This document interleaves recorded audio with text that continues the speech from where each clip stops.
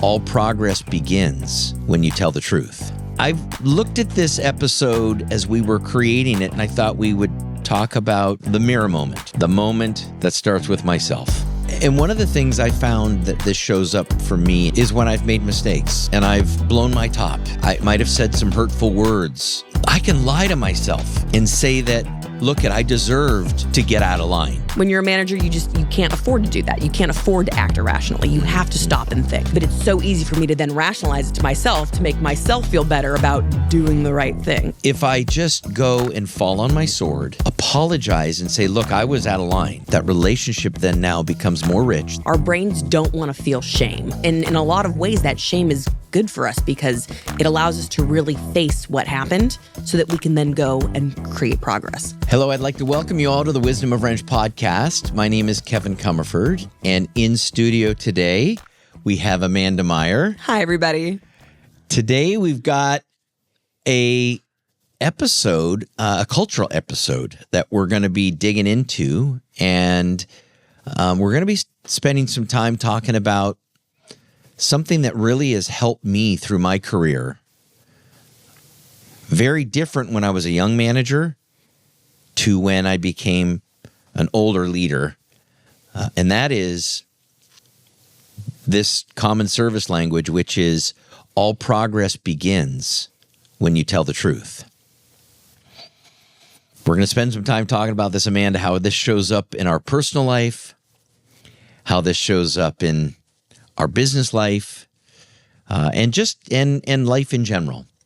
I guess that would be your personal and business life, right? Life in general. Personal and business, yeah. That covers it. So good. I've looked at this episode as we were creating it, and I thought we would talk about this truth, and all progress begins when you tell the truth and really touch on three topics. One is the mirror moment, Amanda. Mm-hmm. The moment that starts with myself. The second one is truth in communication and building trust with others through the spoken word, through the written word. And then the third topic I want to touch on is truth as a culture, where you are able to create an environment where progress flourishes. Mm-hmm. And it becomes a never-ending cycle, because if you have that truth and if you have that candor inside your culture, it's a very healthy place to be. Yes, I agree. Yeah. Let's talk about what I think is the toughest one. Definitely. Which is truth with yourself. The mirror moment. The mirror moment. Mm-hmm. Yeah. Being honest with myself. Making sure that I'm congruent that in my behavior. Am I living a life that others want to follow? Like, as a leader, am I living a life that others want to follow? Am I doing that? Mm-hmm. We talked about, before we began this episode, of how this shows up for both of us. Yes. And you had a great example of telling the truth to yourself. Or lying to myself. I have a lot of examples of lying to myself. Yeah. So, I got tons of those. Lying to myself. Yes. Whether it be, let's talk about it in the gym. Yes. Or physical fitness. This is the number one place where I think it's easiest to lie to yourself is when you're working out. So for those of you, most of you have probably had that New Year's, couple of days after New Year's, where you're like, I'm going to go to the gym. I'm going to wake up at 6 a.m. and I'm going to the gym, and it's happening. And the alarm will go off at 6 a.m. and you will then tell yourself a story about why it's okay to not get out of your bed. Yes. It'll sound something like this. You know what? It's the 3rd. I have all year to fulfill this New Year's resolution. It's really cold outside. It's probably really busy at the gym because it's New Year's. I'm not going to get a lot done anyway. Mm-hmm. You know, it's fine. I'll wait till tomorrow to go to the gym. Yes. Are any of those things true, Kevin? Yeah. Well, I call it, and I call it the fat guy, skinny guy syndrome. The skinny guy shows up at night for me. Yes. Hey, Kev, you got this tomorrow morning. You got it. 5 a.m. You're going to do great. 4 a.m. Skinny guy is on this shoulder, just like pumping me up, getting me all, and this guy's leaned out. And then fat guy shows up in the morning. It's like, dude, it is so comfortable in these, in these sheets. Why do you want to get up? And who do I listen to? Right. It's the story you're telling yourself when that alarm goes off. And so while maybe some of the things you told yourself are technically true, you're not being honest with yourself when you tell yourself that story. If you're being honest with yourself, you just don't want to go. Right? But that's where I think if you become honest with yourself and you tell yourself in the morning, I just don't want to go, that's when you can then create progress in yourself and say, well, that's what discipline is for. Because even though I don't want to go, I'm going to go. Right? And so until you start really telling yourself the truth at 6 a.m. when that alarm goes off and you're all comfy and warm and it's freezing outside, until you start really telling yourself the truth in the morning, it's really hard to develop the discipline to then get up. Yeah. My other favorite example for those of you out there who have Apple Watches, you have your exercise ring you're supposed to close every day. This is probably the one that I see a lot of people do because just when I go work out, this is what I hear.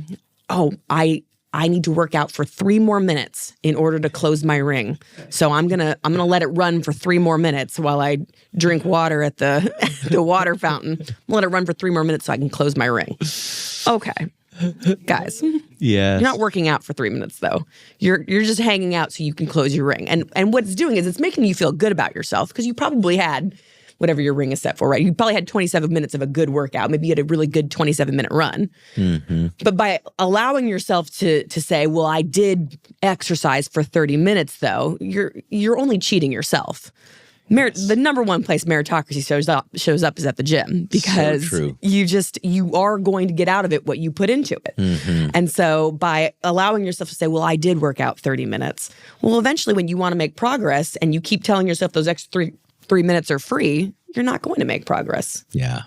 You're going to keep working out for 27 minutes and then it'll become 26 minutes because what's 30 more seconds? What's 60 more seconds? Guys, please, what?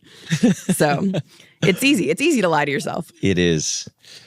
And one of the things I found that this shows up for me, and if I were to relate it back to business, is when I've made mistakes and coming clean with my staff. Yeah. Or when I've gotten frustrated and I've blown my top, or and I've gotten mad and I might have said some hurtful words. And there's tension between me and the other person. Gosh, and if I just fall on my sword and share with the person that I was in the wrong. Yeah. And I apologize and I'm sorry, what I said is wrong. I can lie to myself and say that, look, I deserved to get out of line. How could we let that client challenge go sideways? My actions are totally justified. Totally. It can be, that's where you really have to have that conversation with yourself and then have the conversation with the other person. I'm remembering, as you said that, I'm remembering that this was 7 years ago maybe.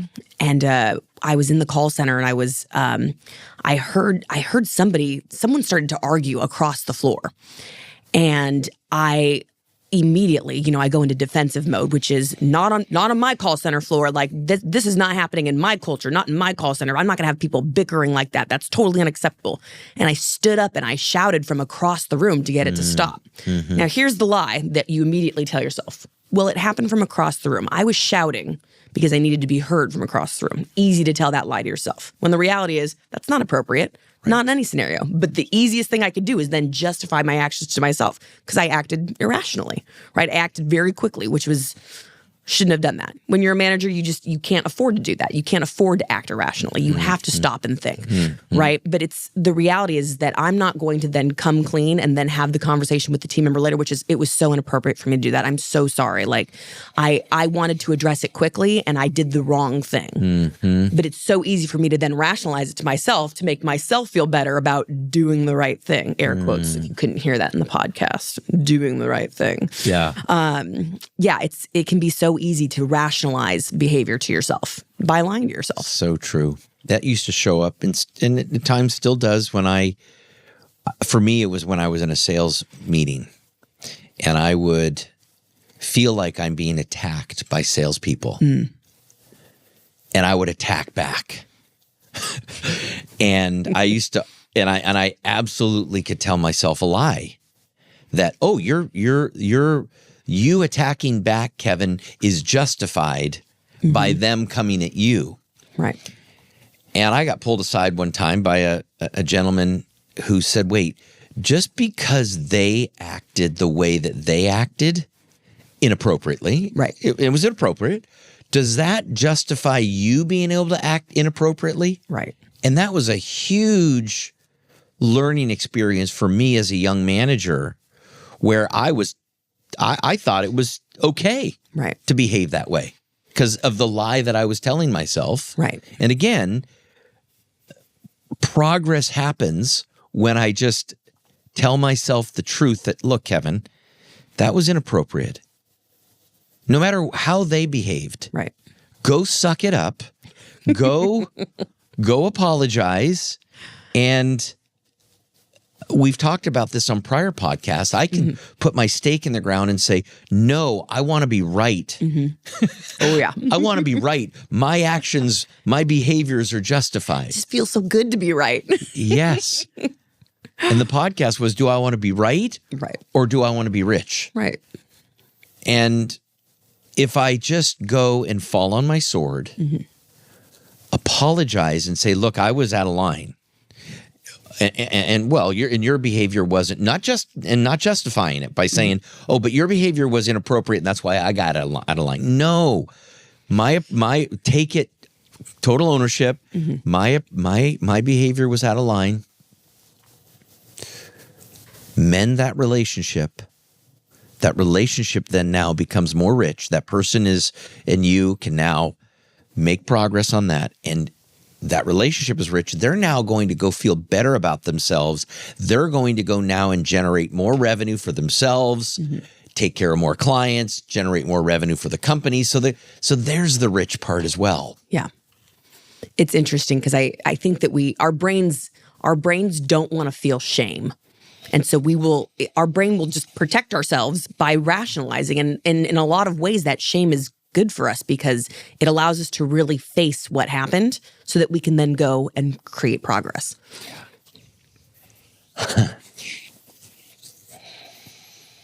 I relate this to something that Papa George said. He's my counselor.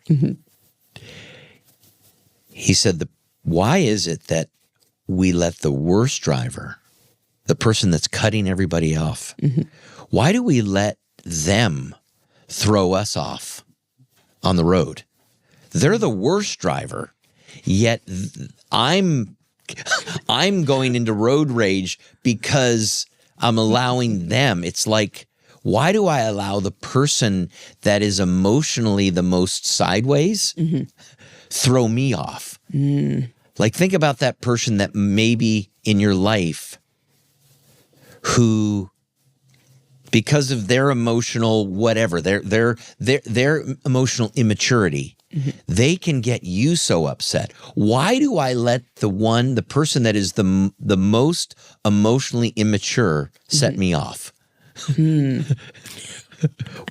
That also, aren't I supposed to be emotionally mature? For a mirror moment, decide if you're that person in someone else's life. Yes. Because as soon as you said that, I went, I can think of maybe two people where I'm that person. I'm the person being emotionally immature in the relationship. Yeah. So just, mirror moment, guys. Yeah. Are you doing that? Are you the worst driver in someone else's life? How the final place to me where this shows up for me is, am I developing and am I working on myself as a manager so that I'm worthy to be able to lead others? Because I could put on a good front. I know. I could tell myself a lot of lies on that one. Yeah. Am I working on myself? Am I doing the things that I need to be doing that a leader does? I can lie to myself about, going home and boozing at night. and if I go drink at night and come into work and I'm not I'm better for my team if I relax at night. I'm better for them. They need me to do this. Yeah. I'm already in the job. I don't need to improve myself. I already got the position. Yes. It's so easy to tell yourself that story when you just don't want to do something. Yeah. Or you do want to do something, I guess, in that scenario. And that's why I think, that the all progress begins when you tell the truth. It is so critically important that we use the mirror moment to make sure that we're always starting with ourselves. Yeah. The second topic I want to talk about is truth in communication. Yes. And making sure that you're building trust through others, through the communication that you have with them. Right. And where I'd like to begin is the fact that being frank, speaking with team members with candor is kind. Yes. Even though it may seem like it's going to be painful for the manager. Yeah, that conversation can suck. It can suck. And leading up to it, I can be anxious. Mm-hmm. But I always feel better after I have that candid conversation. Absolutely. I think a couple of techniques that I've learned that maybe you can talk about is always make sure that you're attacking the behavior rather than the person. Yes. Yes. And leave the person with dignity. The person is a good person. Their behavior might have been bad. Right. So critical when it comes to children as well. Yes. Especially our children. Attack the behavior rather than the person. Make sure the person knows that they are good. Anything you want to share on that? Yeah. So I think if I had to sum all of that up, it's don't be a dick when you're talking to somebody, right? Like tell the truth, but don't be like rude about it. To your point, it requires more work on the manager's part to do this. You really have to think about what the behavior is. It can be really easy to just provide facts instead of provide coaching. It can be really easy to say, well, this is what you're doing wrong, as opposed to, well, the technique that you're using is incorrect, right? And so there is a lot of thought that has to go into leading up to that conversation so that you can deliver it correctly. So that's probably the first thing that I'd not caution, but that I'd advise. Yeah. Right. So do it logically rather than emotionally. Yes. One of the things that drives me nuts is I'll hear coaching sessions where it's, well, right now your membership conversion rate is at 40% and it needs to be at 50%. So work on that. Oh my gosh. What? Work on that? That's the coaching that you gave me? Work on that? So I suck and I need to suck less is what I'm hearing as the technician, right? But the reality is it's in that sense, right? You're providing facts. It's candor, right? You want them to improve their membership conversion rate, but you're not helping them in any way, right? And so it's the same thing when you're coaching a behavior. Like let's say you have maybe a chronically late employee saying, "Hey, you're late. Like, what's going on? Are you just lazy?"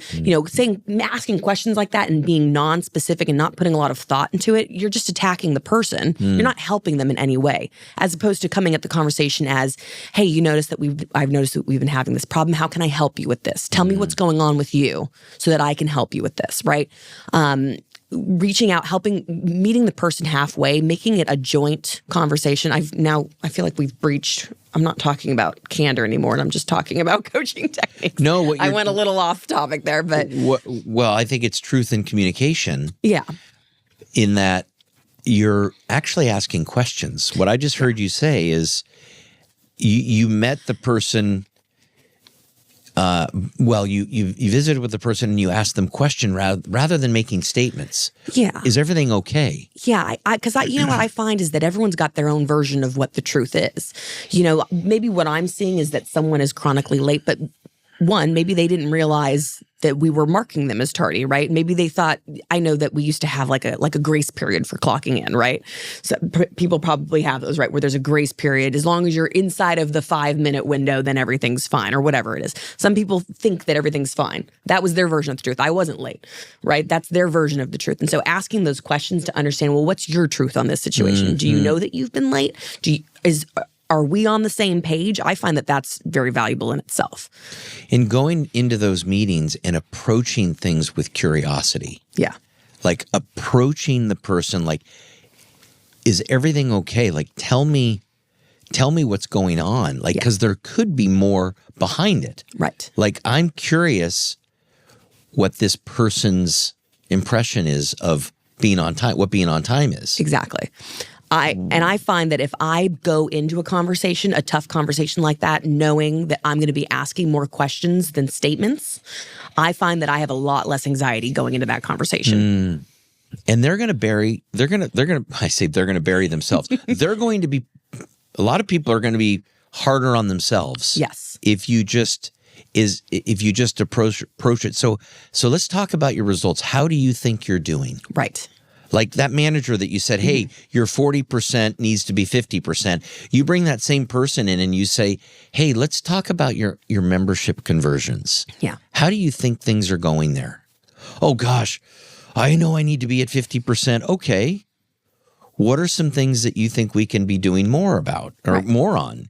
Okay. Oh, gosh, I know I can. I have been noticing that I'm only taking 2 minutes with each call. They probably know the answer. Yes.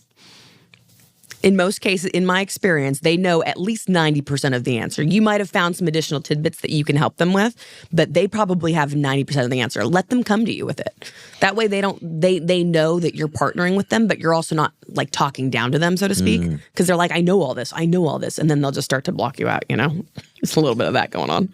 Leaving them with dignity, approaching it with respect.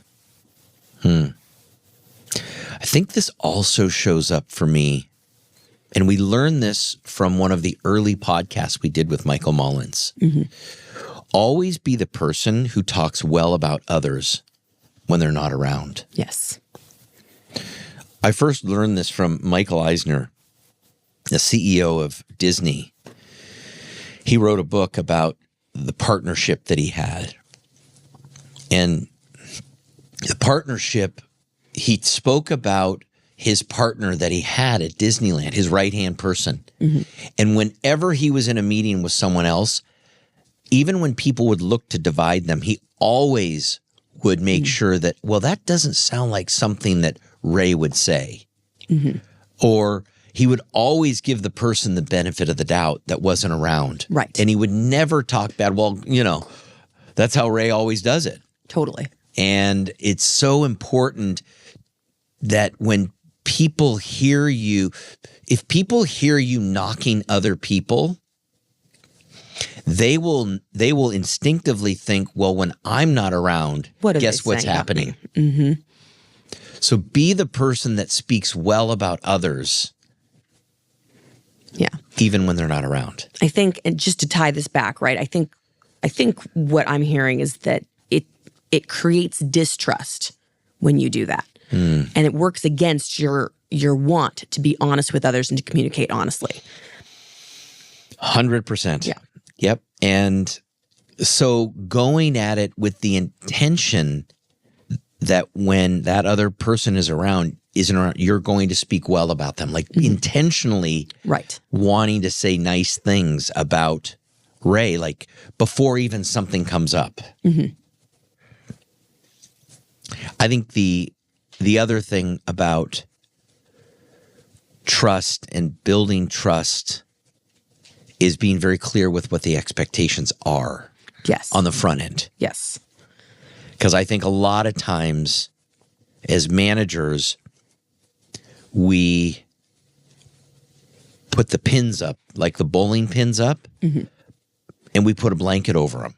So they really don't even know where they are, the pins. Okay. Whereas if you just lift the blanket up so they can see all 10 pins, chances of them throwing a strike increase dramatically. So it's lifting that blanket off the pins, being clear with what the expectations are on the front end. Yeah. I think most of you listening have probably been an entry-level employee at some point. We're just going to assume everyone started at a job on day one at some point. And there's nothing worse than the anxiety of feeling like you're doing a bad job but not knowing what your boss is thinking.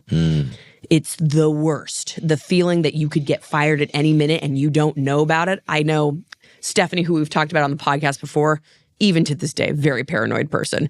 God forbid that there is a very serious looking meeting happening near her. She'll be like, am I getting fired? I'm like, I don't think that group of people is getting together to fire you. Just, I'm not to sound like an asshole, but sorry.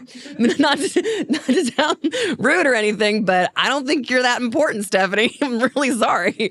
And so, but there's nothing worse than feeling like at any moment you could get fired. And that kind of anxiety affects everything about a person, their personal life, their relationship with their spouse, their work, their performance. It can affect so many things to have that constant anxiety that part of their life that they're losing, they could possibly lose their security in their life, right? And so by maintaining that honest, candid conversation with someone and assuring someone, you'll never be surprised if you're going to get fired, right? Which is how I like to open. That's how I talk to all my new people. That's great. You're never going to be surprised if I serve you termination papers. Yeah. You will see it coming. Don't worry. Yeah. But I've told this to Stephanie at least too, just because we have that relationship, which is, Stephanie, you'll have signed so many documents leading up to a termination. Have you signed any documents? Well, no. Then you're probably not getting fired. Did you steal something? Right. Okay. Well, then no, you're not getting fired. You're good. Yeah. Right. Like, so Yeah. I'm like, that's the kind of candor that you really want to have with your employees and with your coworkers, is that they should never feel surprised when something like that happens. The flip side of that, right, is that they should always know when they're doing a good job. They should always know when they have areas to improve. And by just setting that expectation up front, having those honest conversations becomes a lot easier because they know that you're coming to them so that they won't have that anxiety. So good. Great. Let's wrap up the third one. Truth. Yes. Truth as a culture. Yes. Which is really the key to growth. The key to a high performance culture rests on trust. Yes. And the speed of trust, because things go so much faster when you have trust. And we've talked about it. This all starts with the leader.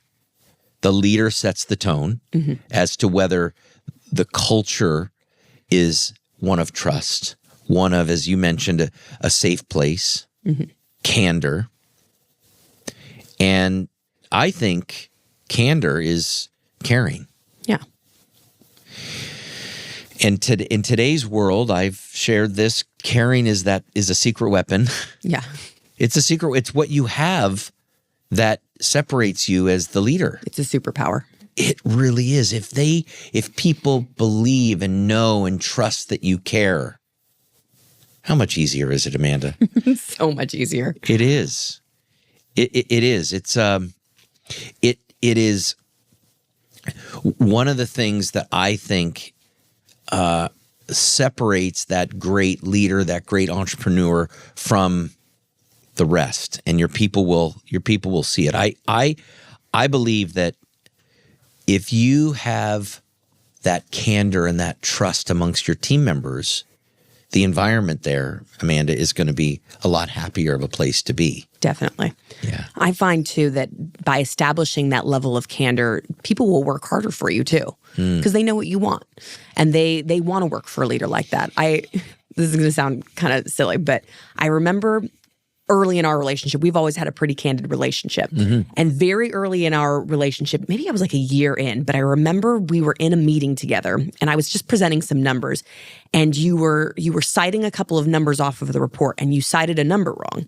And I made this terrible face, like, oh, Kevin's got it wrong. And I just like made this very like big frowny face. And you were like, Amanda, do you have some thoughts? And I'm just explaining, actually, Kevin, blah, blah, blah, in the meeting. I remember you came to me afterwards and you said, hey, listen, I so appreciate you, correcting me on the spot. Thank you for making sure I'm not giving out bad information, blah, blah, blah.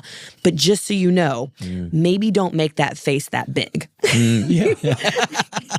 Maybe if you can just interject afterwards to correct me, or if you can just signal me that you want to interject, whatever it is. Maybe don't make that face though. And I remember it. Okay, I know that's a silly story, but I remember thinking in that example, Kevin's going to tell me if I'm messing up. I know that Kevin will tell me if I'm messing up. I remember that moment feeling that we had established a candid relationship in that moment. Not any of our big, landmark moments or milestones in our relationship, right? It was that moment that I remember thinking, Kevin will tell me, Kevin's going to help me grow into a great leader because he's always going to tell me the truth. That's great. Yeah. That's great. I think that we've nailed these 3 items. I think we talked about if we're really striving for a high performance culture, number 1, it starts with that mirror moment. Yes. And all progress begins when you tell the truth, and the mirror moment is that number 1 thing, being honest. Am I worthy to be the leader? Being honest with yourself in everything that you do. And the second thing would be truth in communication. We talked about being frank is being kind. And then the third thing is truth as a culture and building truth in every bit of communication. And it's starting with the leader. So those 3 things, making sure that the mirror moment's happening, truth in communication, and then leading to truth as a culture is really how you build this high-performance culture. Anything you want to add before we close? Nope. As Michael Jackson said, I'm starting with the man in the mirror. Love it. Shimon. Love it. Love it. Love it. Love it. Love it. All right. So I think we're headed towards wrapping this episode up, Amanda. Yeah. And as we've often talked about, we want to establish this high-performance culture. Why? Because we're always looking to make our future bigger than our past. So, Amanda, here's to a bigger future. Thanks for doing this with me. Of course.